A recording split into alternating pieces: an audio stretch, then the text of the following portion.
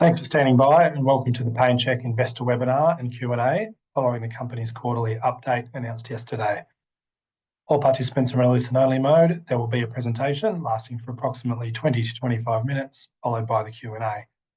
If you have a question you'd like to submit, please feel free to type it in using the Q&A function within Zoom. Please note that today's session is being recorded. On behalf of PainChek today, we have the CEO and Managing Director, Philip Daffas. I'll hand it over to Philip for the presentation.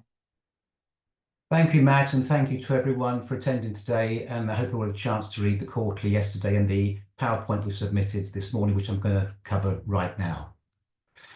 But before I talk about PainChek, I'd just like to share something with you that I thought was really relevant, which I listened to last week on a podcast. And that was a talk about the reasons why healthcare professionals choose to use certain measures, certain markers to manage people's health, things like blood pressure, cholesterol, and blood sugars. Something we all know today, and we all look after and measure and see how we go.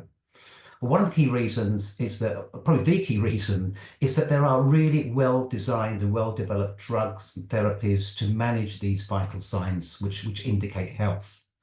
And I'm sure we all know those drugs, and many of us may use them. Fortunately, not yet myself.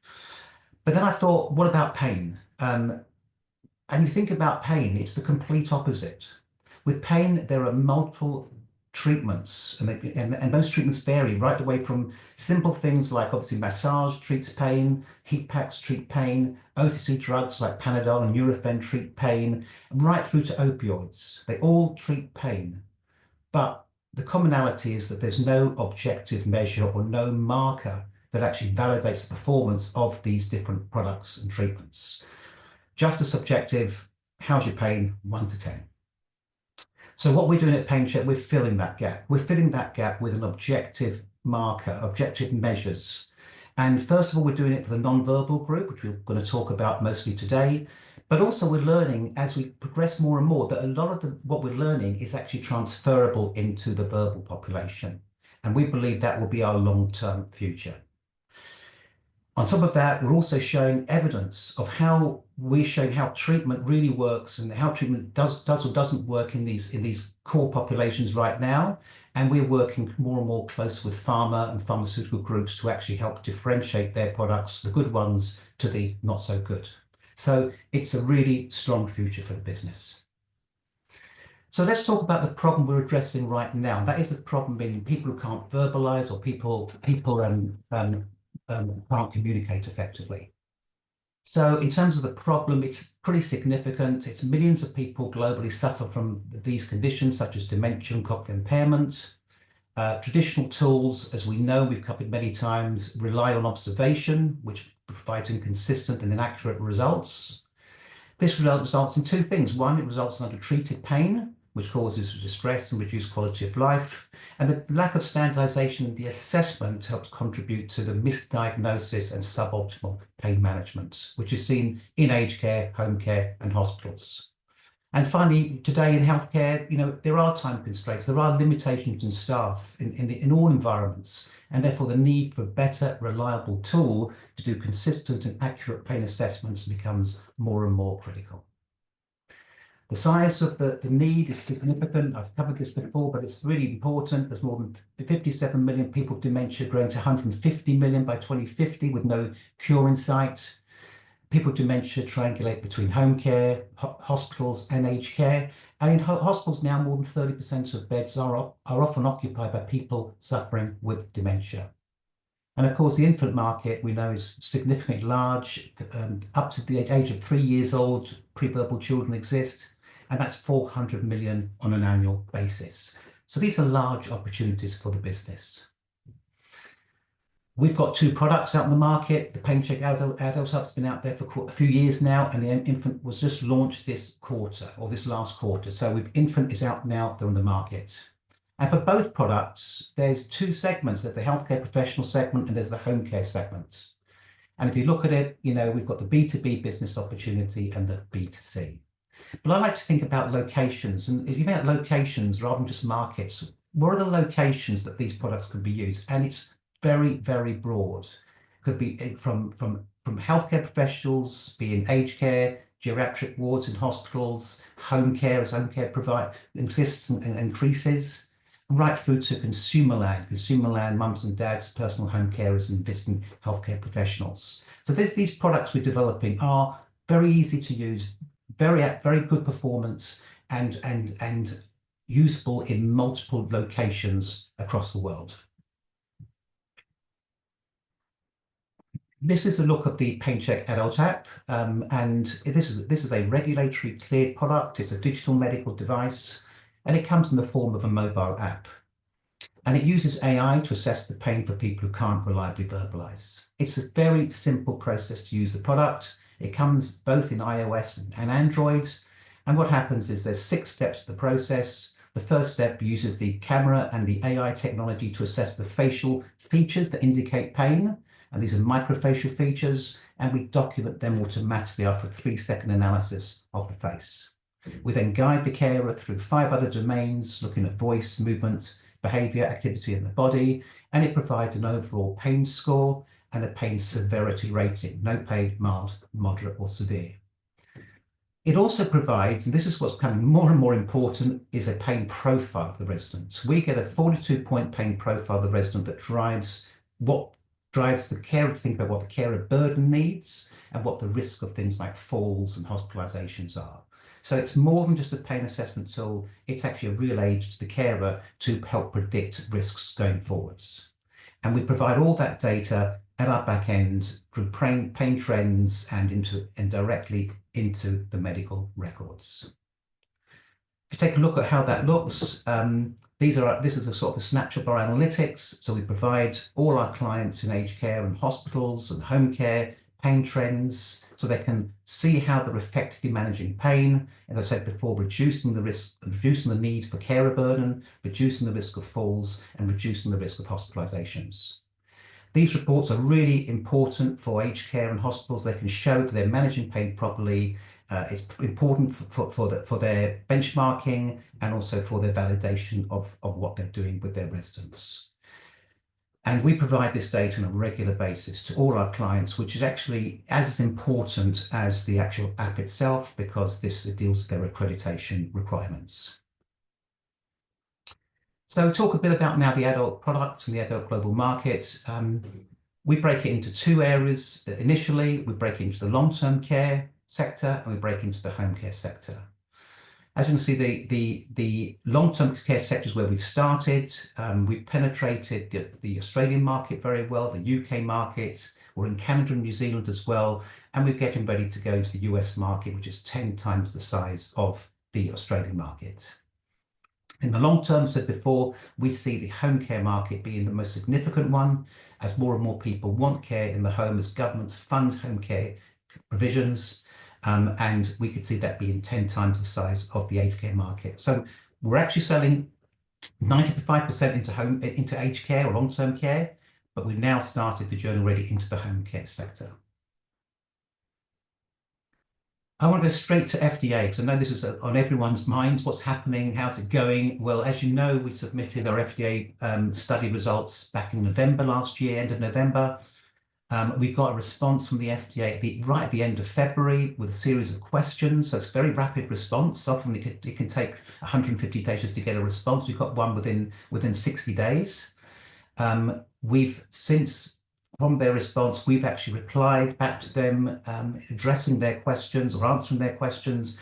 And we had a meeting with them at the end of April. In fact, it was the day before the Easter weekend. We had a 1-hour review session, which was it was my 5 a.m. But it was a very good meeting, very good process. We answered their questions, and they're now coming back to us to schedule a new meeting within the next week or 2. Could be any week now, actually. And we believe, based upon the feedback so far, we're on target for clearance, but by the end of Q2, by June the 31st, 2025. And that will keep us in within the 150 days, given the clock stopping with the FDA.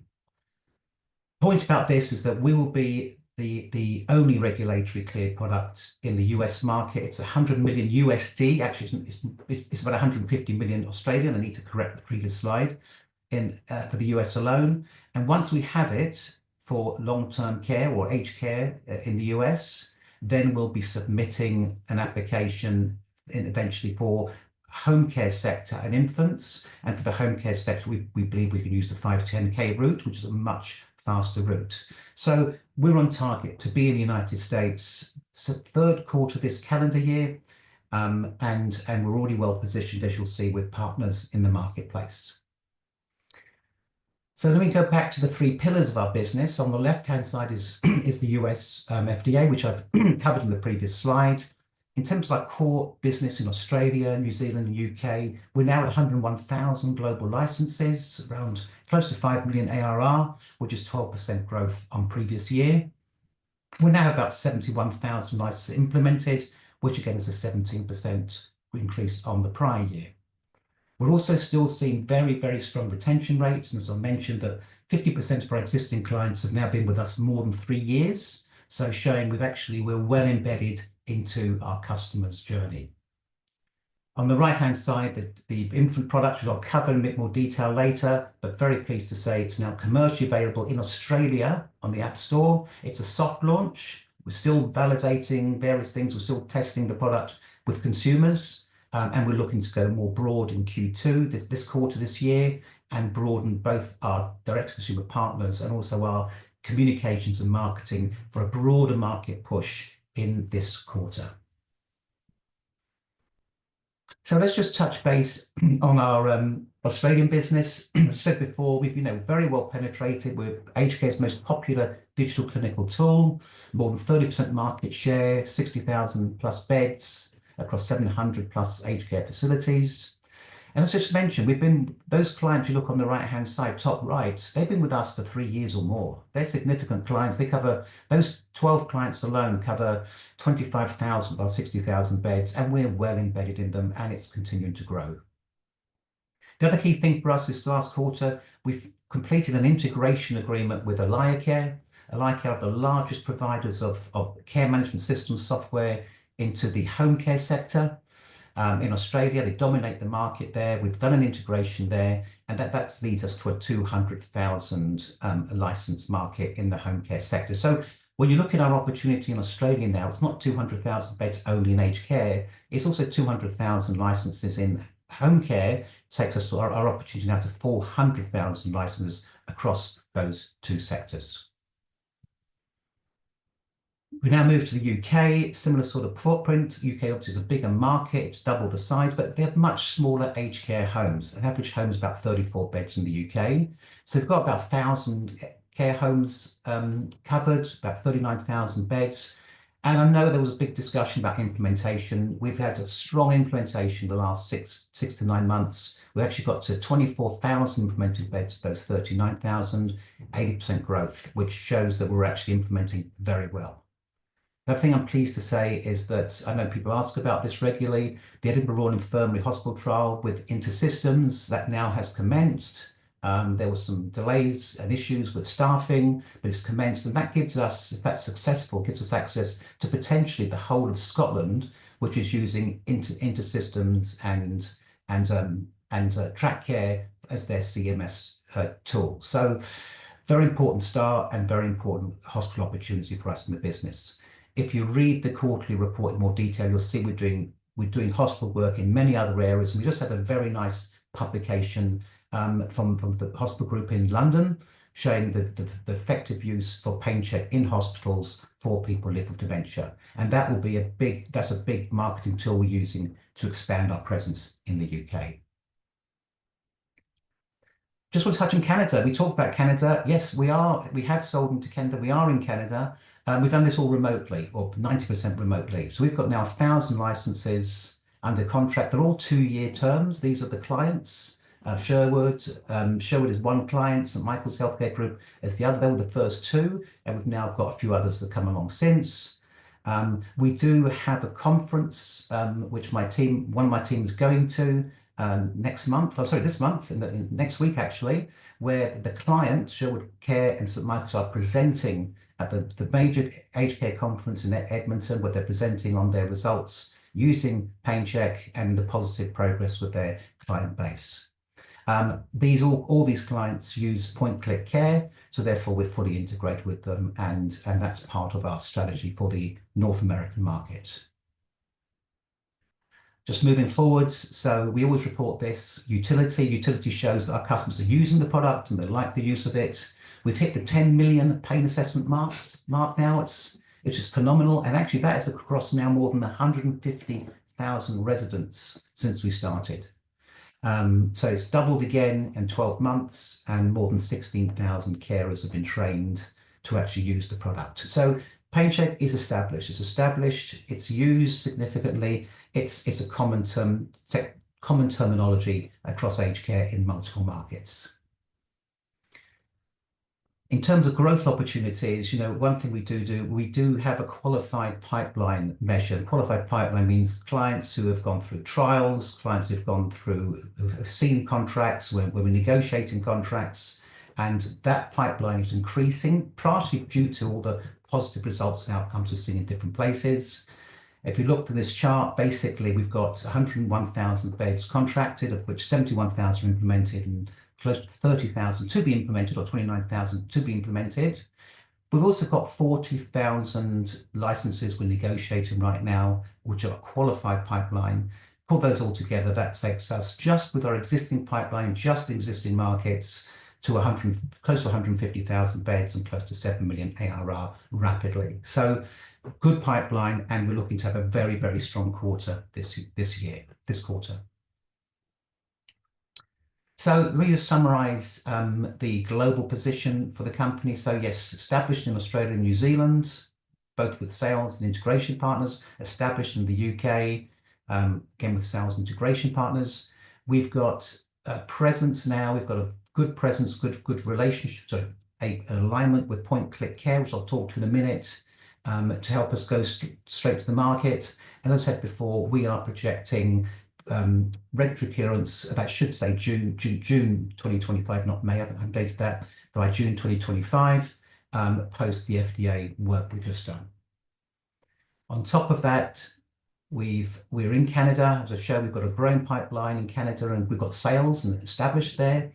And we've got some work we're doing in Germany with the Bielefeld Hospital to validate the PainChek app to enter the German market, where we already have a CE mark clearance. And in doing that, we're also going to apply for the DIPA reimbursement for the German home care market, which covers about 4 million people in the home care sector. So that's the core focus for the next period. And then once we have FDA, obviously we'll be using the FDA data to go across to apply for Japan. And Japan is the second largest market in the world for aged care after the United States. So finally, in terms of US entry, my colleague David and I were in the US recently at the point-click care conference. Very good conference. As I said before, point-click care provided more than 1 million beds of the 2 million beds in the North American aged care market, so 50% share. Great partner there. We presented some of that work we're doing now, or the FDA work, is being presented at US-based conferences in Q3, Q4. So when we have clearance, then we'll be able to present that data. And on top of the work with point-click care, of course, we don't have any exclusivity with our product. We are working with other partners in the region to actually integrate and potentially resell into the market. The other thing that came through very strong when we were in the US is that the need for a product like PainChek is really significant. And I covered this in the quarterly in quite some depth, but the CMS, which is the Centre for Medicare and Medicaid, mandates pain assessments in the skilled nursing and long-term care, where we're focusing on. And they've increased the ratings and increased the requirements to show the increased use of pain assessments and reduction in use of things like opioids and antipsychotic drugs within their new ratings. So to meet compliance, to achieve reimbursement and the quality ratings, pain is now being a major issue. And as one client said to me at the conference, we met probably 200 or 300 clients out there. PainChek's timing our entry into the United States very well, because the need for better pain assessment is actually right on the top of mind of the CMS. Finally, let's touch on the PainChek Infant. Very delighted to say we've finally got this product out. It is a soft launch, as I said before, it's a soft launch. We're testing it, we're validating it, we're continuing to improve, and I'll talk about that. But we are getting some very positive early feedback. Let's look at the size of the market here. As I said before, it's 400 million pre-verbal children in total. For our first target group, the 0 to 1 year olds, about 150 million each year worldwide. And in Europe and the US, around 10 million infants. As I said before, if we get just 1% of this market, that's a 300 million annualized revenue at the pricing we've gone with, which is $99 per annum. And that actually equates to the total of the aged care market. So getting this product out and right is really important, and we're doing it in a systematic manner. So the product itself, it is, as I said before, it's for 1 to 12 months of age infants. It's designed for use by parents or other non-medical carers, and it's regulatory cleared for home use in multiple markets already, but pending the United States. If you look at our strategy to address this opportunity, again, it's really about locations. We've got the consumer market, the home market for parents, families, and daycare sectors. There's the healthcare, the hospital, GP, occupational therapist markets to treat those patients. And then the other area, which I think is going to be enormous for us, is the partnership market, not just integrations with products, but also marketing and licensing into other med tech products like baby monitors, and also working closely with pharmaceutical companies, as I said right at the beginning, to actually manage care better and to assess the positive impact of different therapies, different pain therapies on this patient population. I think that's going to be absolutely enormous. And to sort of show you the product itself, this is the look and feel. I think I demoed it last time and showed to run a short video. I'm going to run a couple of videos of parents and their feedback in a second. But the product's very simple to use. It's a 3-second facial analysis. It monitors historical pain events, documents all the treatments that the parent uses, including the medications, and therefore it gives a really, really nice history of what the pain has been and what the medic treatment has been. And it's a self-serve product. It's plug and play. All the training built into the app, so there's no significant cost to us to actually train people as to how to use it. This is progress to date. So as I said, we've gone live in the App Store, just in Australia at $99.99 for an annual subscription. We've worked closely with Kindred, continue to, and we've got a number of survey responses which we reviewed yesterday to feedback on our pricing and our marketing and communications. And some of those are covered in the far right-hand column, which I'll come to. The App Store stats, we've confirmed that plus 100 downloads. We do have initial sales. It's just about touching the double digit right now. It's not big, but it's good. It's sales, and the feedback from those people are very positive. And before I show the videos, just in terms of what's next, so we're going to now implement the learnings from the Kindred survey, which impacts our marketing mix. We're going to look at things like monthly or quarterly or 6-monthly pricing options, which may work more for certain people. And we're going to test a free trial period option where you can actually use the app and test it on our website and on various forms to actually see how it works before you commit. And I think that actually is something that's come back through from the research. And then with that, we're going to go more broadly commercial launch starting this quarter. And our goal is to get to 1,000 licenses. I haven't put a time frame on it, 1,000 purchases as soon as possible, and then launch the Android. Now, I'm going to go now just run a couple of videos. This is videos created by Kindred, and this is basically the parents or mothers talking about the use of PainChek with their children. So I'll do one, and then I'll do a second. Found a new app that does so many things. It's called PainChek Infant. So this app specifically does an assessment on your infants, going by what the facial expressions are and letting you know what their pain scale is from 1 to 10. How amazing is that? As you can see, I've just done this on my son and he's scoring nothing because he's got absolutely no facial expressions going on. He is one happy little boy. Thank you, PainChek.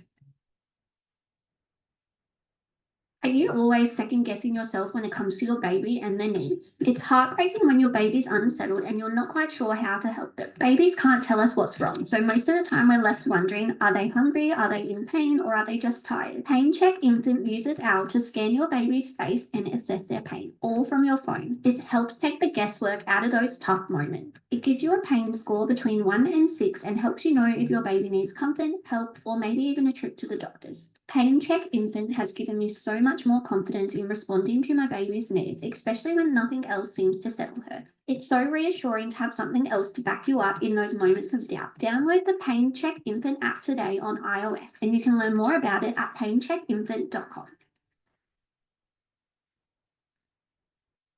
Found a new app that does. I hope you found that useful. And I think one thing I would say is that what we're learning is that it's not just assessing pain to find out how much pain there is at the time, but it's also reconfirming that what you've done is actually resulted in a no pain situation. So lots of learnings, and these videos and many others will be used to educate families and parents going forwards. A couple of last slides just on the app, just to say, look, facial analysis is our first step in this area, and it's really important, and it's doing a great job. I think on top of this, vocalization, as I said before, we've developed a vocalization technique that can differentiate between a cry of pain and no pain. And we believe having these two combined gives us lots of abilities and a real method to manage pain care better for infants. And if you look at this, and this comes back to really where I started this conversation today, is that with our vocalization technology, we can screen. With our facial analysis, we can analyze pain. Intervention then, pharmaceutical or non-pharmaceutical intervention, can then treat, and then our facial analysis can then monitor the impact, the effectiveness on that treatment. And that, I think, is where the real value is in this area. So we'll be building this pain care strategy, working with partners in pharmaceuticals and the pharmacy industry as part of our ongoing strategy. And it's something that I did when I worked for Roche in diabetes care, bringing together blood glucose monitoring along with insulin and oral diabetics treatments. So finally, just a quick one on the corporate summary. Thanks again to all our shareholders for our ongoing support. We've companies now generating real cash to fund the business. We're developing strong top line growth, around $800,000 per quarter, and we continue to sign up and implement across all markets. We did receive in April, which was outside of the reporting period, the R&D rebate of 1.4 million, and therefore we have the capital in place to get through to deliver on the outcomes we're looking for this quarter, which is summarized here. And I won't go through them in bullet points, but very simply, we're getting into the US market. We believe we'll be regulatory cleared by June the 30th, and we're building the team, the partnerships in that process. We continue to grow the adult app in our existing markets and take our countries like Australia and the UK to break even. And we're launching more broadly the infant app, which we believe is one of our star products going forwards. On that point, I'll hold and I'll hand back to Matt. Thanks, Philip. We'll move on to the Q&A now. As mentioned earlier, if you do have a question you'd like to submit, please feel free to do so using the option within Zoom. We've got some that have already come through on email and earlier, so we'll start with those. One that came through, Philip, did you have any interest from first potential clients or partners in the US? Oh, good question. Yes, we do. In fact, we met a number of clients again at the Point Clear Care conference. There is one client who's very, very keen to be our first partner. We can't obviously sell to them before we actually get regulatory clearance, but we are working close. I can't name the organisation, but we're working very close to them now to make sure that once we get clearance, they can be our first client, and it would be a good client. I want to say it's in New York. That's all I will say as a hint. Thank you. And then you mentioned about partners such as Point Care.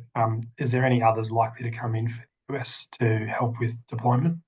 Yes, there are. We are negotiating. I think I might have touched on this. We are negotiating with 2 other partners right now who become either integration partners and or reselling as well. We will establish our own organisation in the US, that's for sure. We are talking to potential candidates who could be our first employees in the US. And of course, one of my team is planning to move out to Canada to head up the Canadian business. So we're taking the capability from Australia into North America. And we're also hiring local people there who have got the local market knowledge and experience. And we met a few of those people at the PainChek conference. So we're ahead of the game, and we should have those in place prior to the FDA clearance at the end of June. Thank you. Next question is, do we need to advertise the infant app to broaden our horizons there? Absolutely. And look, we've deliberately kept, it's almost a secret right now. I mean, you can't sell a secret, as people always say.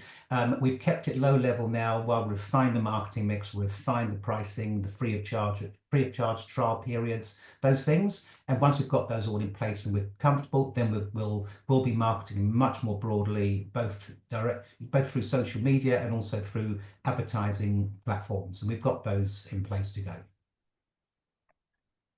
And a question that's come through while you've been talking on the same note is, do you intend to promote PainChek Infant via pharmacy? Sorry, Matt, I lost you. Yeah, sorry, the question was related to the previous one. Do you intend to promote PainChek Infant via pharmacists or pharmacies? Yes, absolutely. Absolutely. That's a very good channel. Yes. And I think that's actually something that could also work where we work closely with some of our pharmaceutical partnerships. So yes, definitely. Thank you. And another question that's come through looking at the Trump effect, any impact of US tariffs on the business? I should have mentioned that, and thanks to whoever wrote that in. No, because we're a software business, right? So we're a software service. Our product is downloaded directly from the App Store or the Google Play Store, and we will have a presence. We are forming PainChek Corporation in the United States, and therefore we're a US company downloading products through a US company with the Apple Store. So no tariffs for us, which is great. Thank you. And I've got one more so far. What sort of outcomes are you seeing that would drive adoption by customers? The big thing is, and I would love to, in fact, I will, if I get everyone's email addresses, I'll send this to shareholders, of anybody else on this call. And what we're seeing really in terms of the uptake is the fact that we are addressing the carer burden, which we're able to start showing these profiles of using the PainChek technology and the 42 different test points of which profiles are higher risk for, say, things like falls and require greater carer burden, which can all lead to hospitalizations. We're seeing that we had some great data. This data is being published, and the more we spread this data, the more it's clear that other aged care facilities and hospitals need to take this product on, because they will address their quality requirements and they'll reduce their costs. And their costs being, if an aged care facility has sent a patient to hospital and back again, these are significant costs for both sides. So we've got a load of data we presented. It's driving the sales in the UK, it's driving new sales here in Australia, and it's all about addressing carer burden, reducing the impact and the risk of falls, reducing the risk of hospitalizations. And this is what all governments are looking for within aged care, and we help that process. And there's no other pain tool that does that. Thank you. Another one that's come through. Why $99 for the infant app, and what went into making the decision in terms of that price point? It's a good question. Well, I'm a great believer with the old Russian proverb. There's only two fools in this world: those who price too high and those who price too low. We've taken that as a position point because that will make the business very, very profitable, achieving that.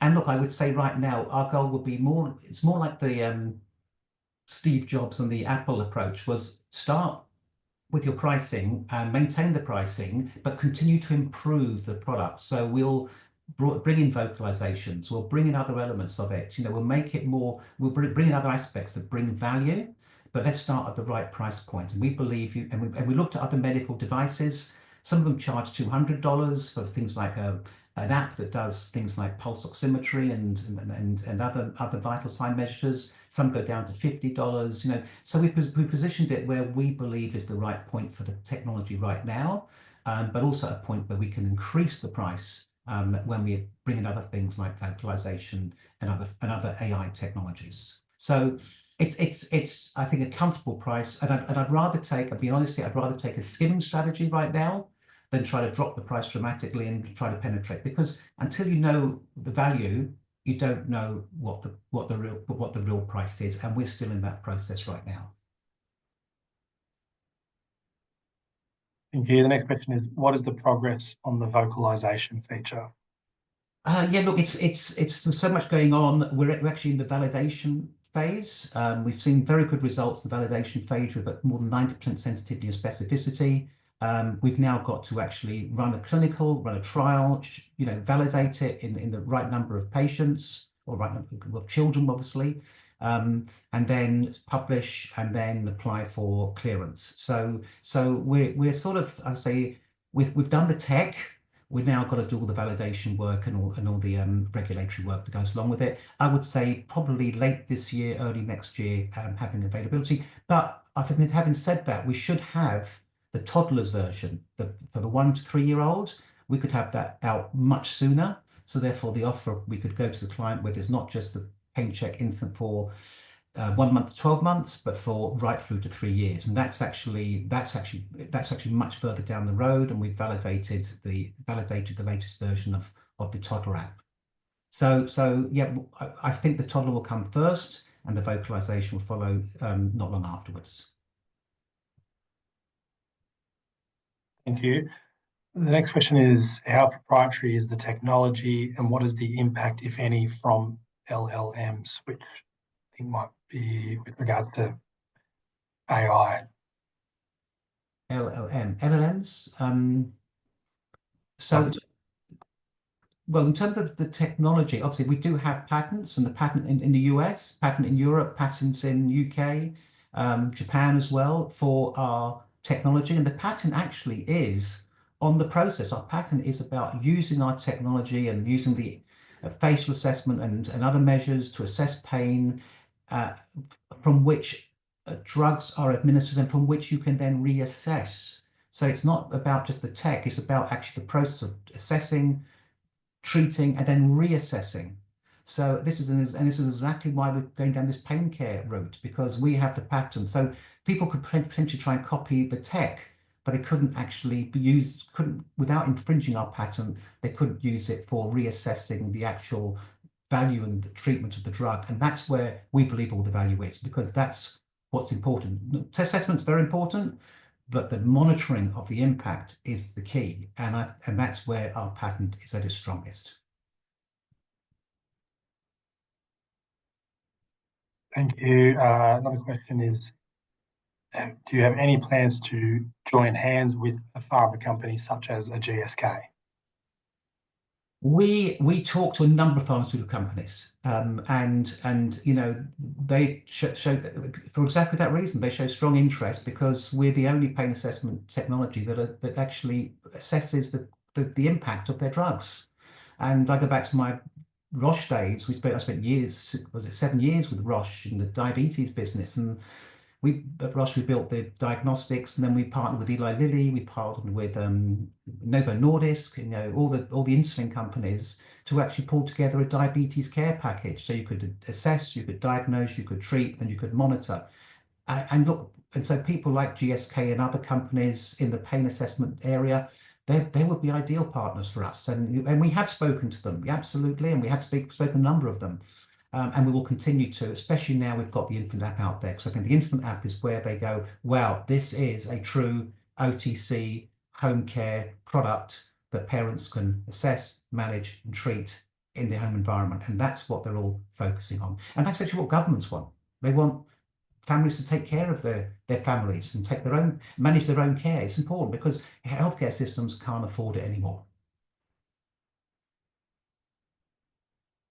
Thanks, Philip. And just one final one. I'm wrapping a few questions together here, but there's been a couple just with regards to cash position and your confidence there. And a related one was, if everyone takes up their options, how much can be raised from that process?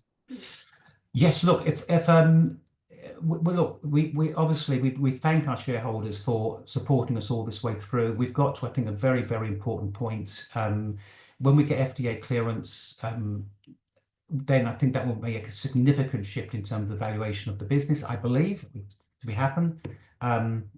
But in terms of cash flow, we're managing that effectively. We just got the R&D rebate in. We're increasing sales, but we will need capital for expansion. We will need capital to expand and penetrate the US market, and it's expansion capital we're looking for.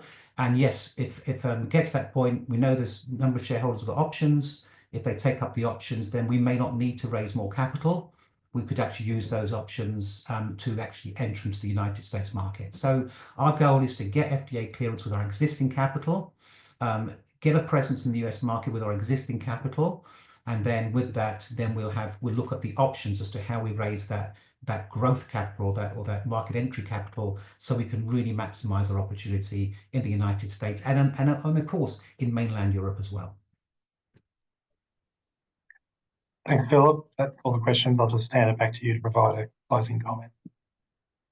Oh, look, I won't keep people much longer. I just want to say thanks, everyone, for your time and your support. I do think, as I said in my CEO cover note, we are in a massive inflection point. You know, we've done a great job in aged care. We've proven the technology and the product. We're about very close to entering the US market with great partnerships there, and we have a good presence there. And we've got the infant app just chugging along very nicely, starting, and which has got a great opportunity for us. So everything we said we'd do at the beginning of this journey 8 years ago, we're doing, and we've done. And this really makes us a true global entity and a global business, which is what I wanted to do from day one. So thank you for your support, and I appreciate your ongoing support for this magnificent business. Thanks, Philip, and thanks to everyone for joining today. Thank you.